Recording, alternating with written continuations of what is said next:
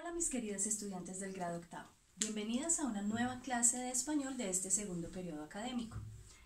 El día de hoy vamos a hablar acerca de un tipo de texto que ya todas conocemos, del que ya hemos estudiado, hemos hablado, hemos trabajado incluso bastante y ustedes han hecho unas composiciones muy hermosas que me enviaron en video hace muy poco y que pues próximamente las voy a compartir para que sus producciones sean conocidas también por sus compañeras. Bueno, pues les estoy hablando entonces del texto lírico. Entonces, por favor, no vamos a olvidar la toma de apuntes en nuestro cuaderno, teniendo en cuenta la fecha en la que estamos trabajando. Bueno, entonces, ¿qué es un texto lírico? Resulta que el texto lírico es el texto o es el tipo de texto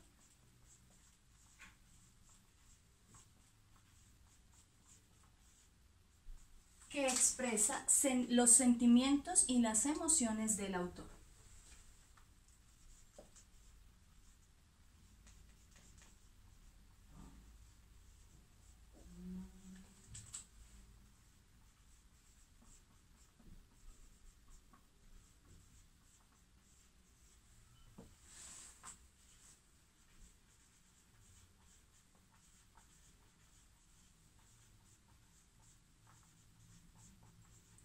Muy bien, entonces ya teniendo claro este concepto, pues empezamos a analizar, por ejemplo, que el texto lírico no nos está narrando una historia, no nos está explicando un tema como en el caso del texto pasado, que fue el texto expositivo, que es el que nos explica un tema dependiendo de un público al cual esté dirigido, que ya puede ser especializado o simplemente un público que tiene interés sobre un determinado tema sin tener un conocimiento avanzado en este.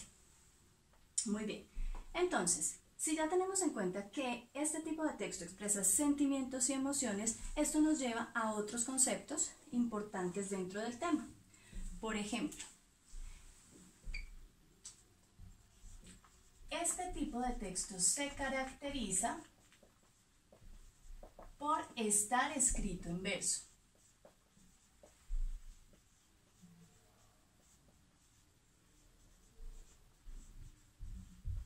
Y vamos a recordar, cada verso o un verso es cada uno de las líneas o de los renglones que conforman un poema. Y el conjunto de versos a su vez componen una estrofa. Bien, entonces, los versos se clasifican de dos maneras. La primera clasificación son los versos de arte menor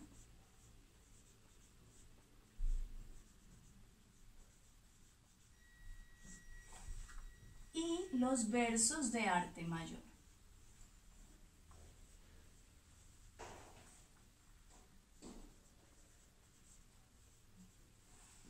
¿En qué se diferencian? Los versos de arte menor son los que tienen menos de 8 sílabas.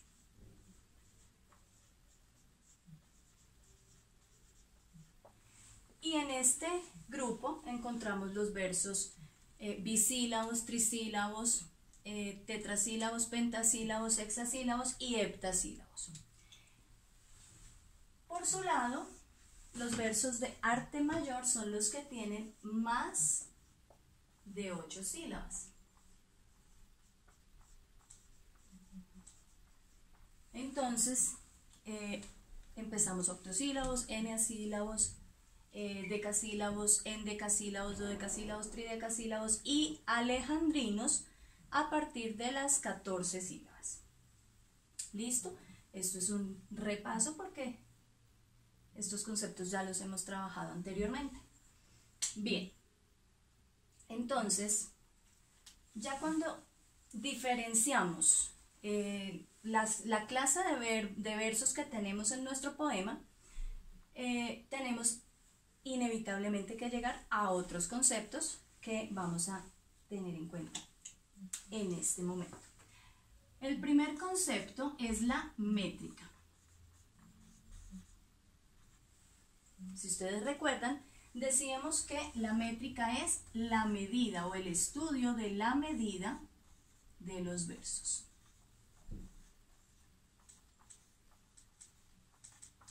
Entonces, la métrica es la que se encarga de analizar qué versos son de arte mayor, qué versos son de arte menor, y también se encarga de todo este tema de el análisis de la rima, de cómo hago el conteo silábico dentro de un poema.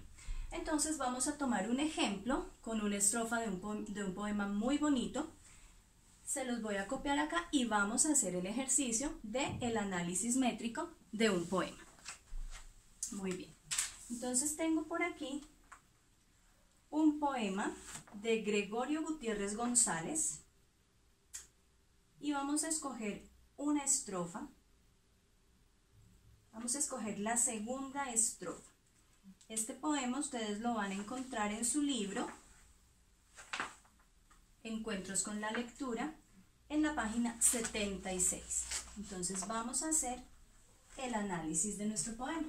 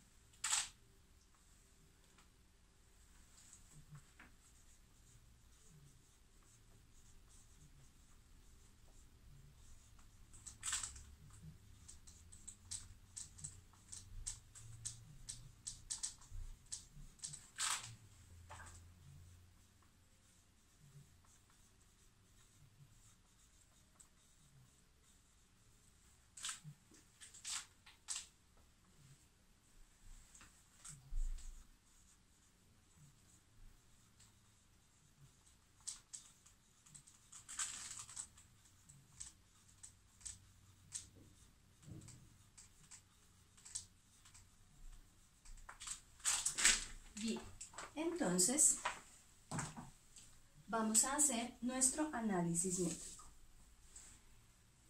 Empezamos haciendo el conteo silábico como siempre se hace. Entonces tenemos 1, 2, 3, 4, 5, 6, 7, 8, 9 y 10 sílabas. Tenemos igualmente 1, 2, 3, 4, 5, 6, 7, 8, 9 y 10 sílabas. 1, 2, 3, 4, 5, 6, 7, 8, 9. Entonces observamos aquí este fenómeno que llamamos sinalefa. Esta sílaba termina en vocal y la siguiente palabra empieza en vocal. Perdón, esta palabra termina en vocal y la siguiente palabra empieza en vocal. Por lo tanto, se unen como una sola. Entonces, ¿cuántas sílabas nos quedaron? 1, 2, 3, 4, 5, 6, 7, 8, 9, 10 y 11. Ok. 1, 2, 3, 4, 5, 6, 7, 8, 9 y 10. Bien, entonces encontramos que esta estrofa de nuestro poema tiene una rima casi perfecta. Solamente hay un verso que tiene una sílaba más. Ok, hay algunos puntos para tener en cuenta. Supongamos que nuestro verso termina en una palabra esdrújula. Hacemos el conteo silábico y al total de las sílabas le vamos a restar una sílaba. Entonces, supongamos que la palabra fuera esdrújula y nos dan 10 sílabas, restamos una, nos quedarían 9. Igualmente, cuando el verso termina en una palabra aguda, ya lo que hacemos es sumar una sílaba. ¿De acuerdo?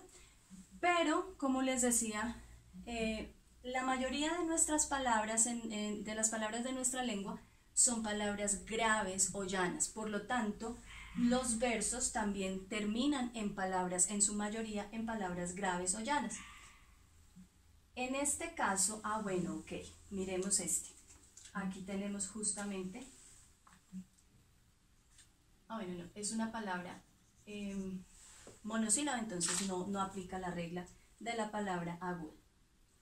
Listo, entonces tenemos la mayor parte de nuestras palabras o de nuestros versos terminando en palabras graves o en monosílabas, por lo tanto las dejamos así. ¿Listo?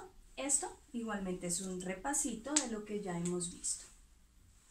Entonces vamos por favor a tomar nota para que continuemos.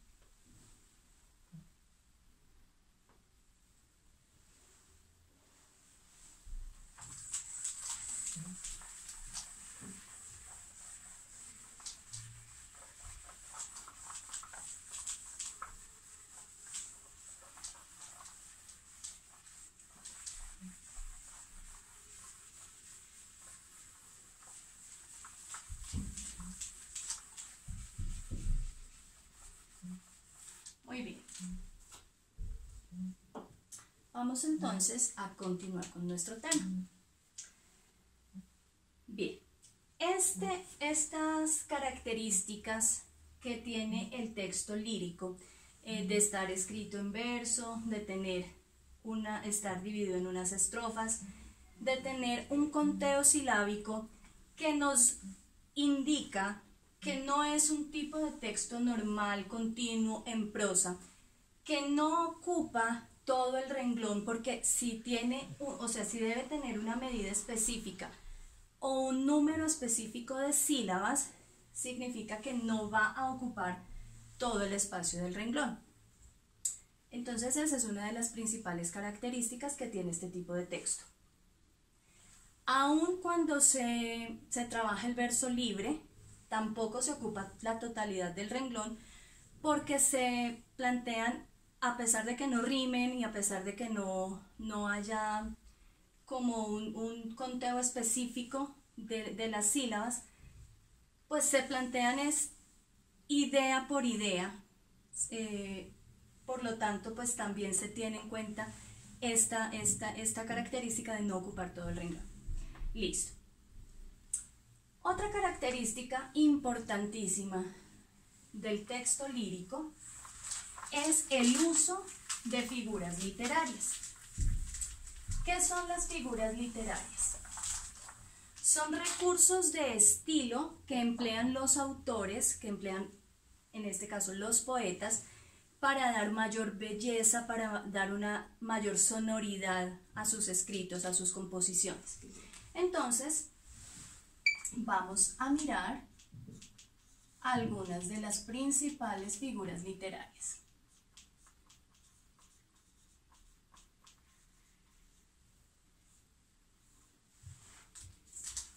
Bien, entonces vamos a hablar de la primera, que es la metáfora.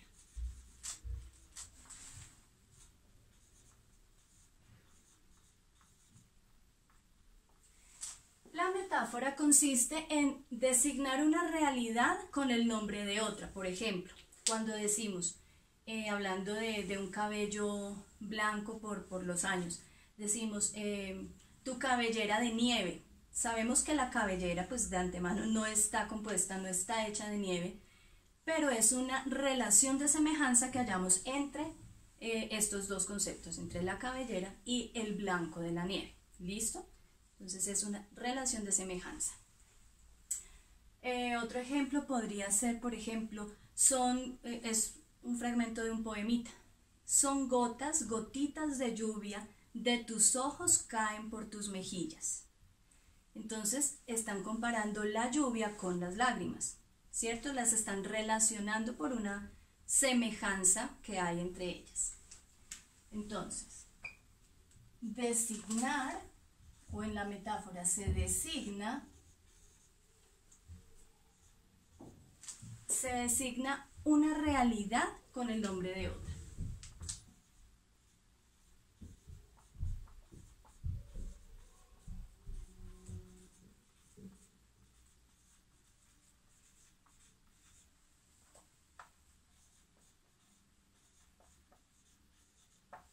Pero aquí no se está haciendo comparación, se están relacionando por alguna semejanza, pero no se están tomando los dos elementos para hacer una comparación.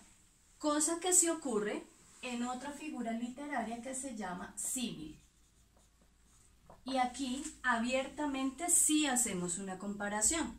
Empleamos palabras comparativas como, por ejemplo, tus labios rojos como la sangre. Ahí sí estamos comparando labios y sangre y ponemos los dos elementos en el mismo verso y los comparamos. ¿Listo? O cuando decimos igual que, semejante a. ¿Listo? Ahí estamos haciendo comparaciones. Entonces, en la comparación, pues simplemente tomamos dos realidades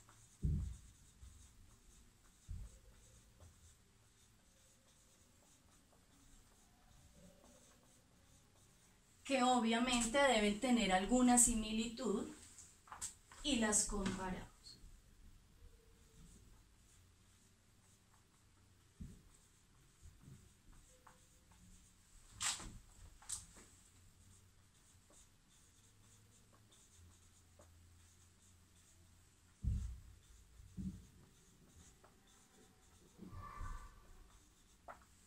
Recuerden que en el símil empleamos palabras comparativas, ¿ok?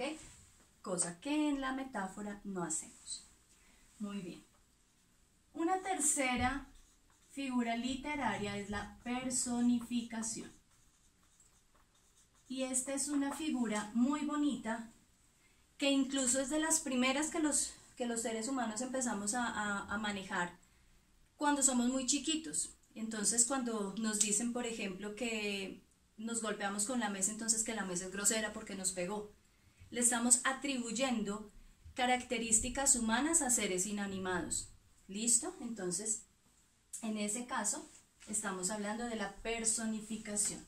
Entonces, es atribuir características humanas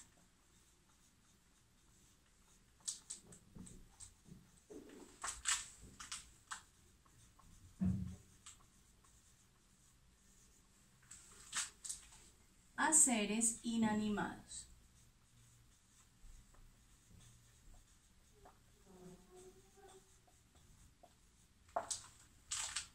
Bien, ok. Una cuarta figura literaria, la hipérbole.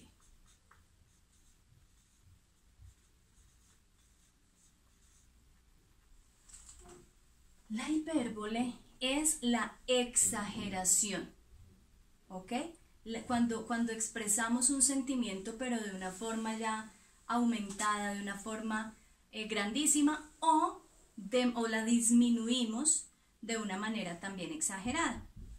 Cuando decimos, por ejemplo, frases muy típicas de ustedes, cuando las escucho, decir, es que sin mi celular me muero. Esa es una exageración, ¿cierto? Y están expresando un sentimiento, pero lo están haciendo de una forma exagerada porque sencillamente no se van a morir sin su celular, ¿verdad? Ok, o cuando decimos mi corazón está hecho pedazos, pues sabemos que no es literal, ¿verdad? Ok, entonces la hipérbole es la exageración.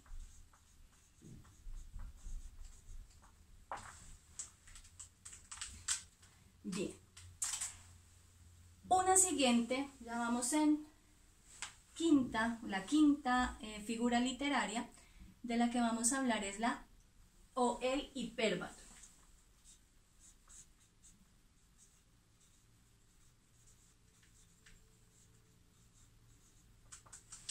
Resulta que el hipérbato consiste en la alteración en el orden sintáctico de las palabras, es decir, por efectos de dar mayor, de acomodar mejor nuestra rima o de mejorar el ritmo de nuestro poema, de que la musicalidad también, digamos que sea un poquito más sonora, entonces en ocasiones los poetas recurren a esta figura para cambiar el orden en el que deben estar normalmente las palabras y le asignan un orden diferente, un tanto a veces ilógico, pero para expresar su verso de una forma más sonora, como les decía. Entonces, por ejemplo, podemos tomar el siguiente verso. Volverán las oscuras golondrinas en tu balcón sus nidos a colgar. ¿Cómo creen ustedes que podríamos organizarlo de una forma sintácticamente más ordenada? Lo veremos en la clase, ¿listo? Bien. Entonces, recuerden que esta es la alteración en el orden sintáctico de las palabras.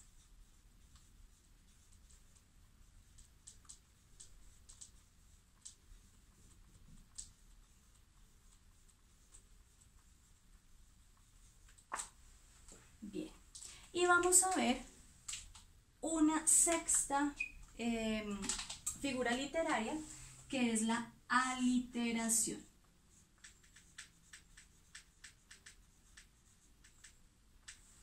Y la aliteración consiste en la repetición constante de sonidos. Entonces hay poemas en donde se repite mucho la R o se repite mucho la S. El poeta busca emplear palabras que siempre mantengan ese sonido. Ya el poeta elige qué sonido es el que quiere emplear en su poema, pero siempre que la mayoría de las palabras de su estrofa tengan ese sonido. Eso le da un efecto también de sonoridad y de musicalidad. ¿Ok? Por ejemplo, el ruido con que rueda la ronca tempestad. Entonces allí tenemos una repetición constante de la R. ¿Bien? Ok. Bien. Entonces, estas son 6 de las figuras literarias más empleadas en el texto lírico. En la presentación que les voy a poner también en nuestro tablón van a ir otras que también son muy empleadas y pues algunos ejemplos de ellas. Entonces, hagamos un repaso. No es una narración, no es una explicación, es la expresión de los sentimientos, de las emociones, ¿cierto? Que busca embellecer el lenguaje, emplea un lenguaje completamente subjetivo, no nos está mostrando una realidad como es la realidad, sino cómo se interpreta la realidad de acuerdo al autor. ¿Ok? Siempre el texto lírico tiene un yo lírico que no es precisamente el autor, sino el ser que dentro de las líneas del poema es el que está expresando un sentir. ¿Listo? Ese se llama el yo lírico. Pero también tenemos un objeto lírico. ¿A quién se le están dedicando esos versos? ¿A quién se le están dedicando esas palabras, esas estrofas, esa composición? ¿Listo? Entonces, esos son los elementos que debemos tener en cuenta dentro de nuestro texto lírico. Pues bien, Entonces ahora en la clase a las 8 de la mañana, muy puntuales las espero para que sigamos hablando de este bonito texto y ampliemos un poco el tema. Entonces nos vemos más tarde.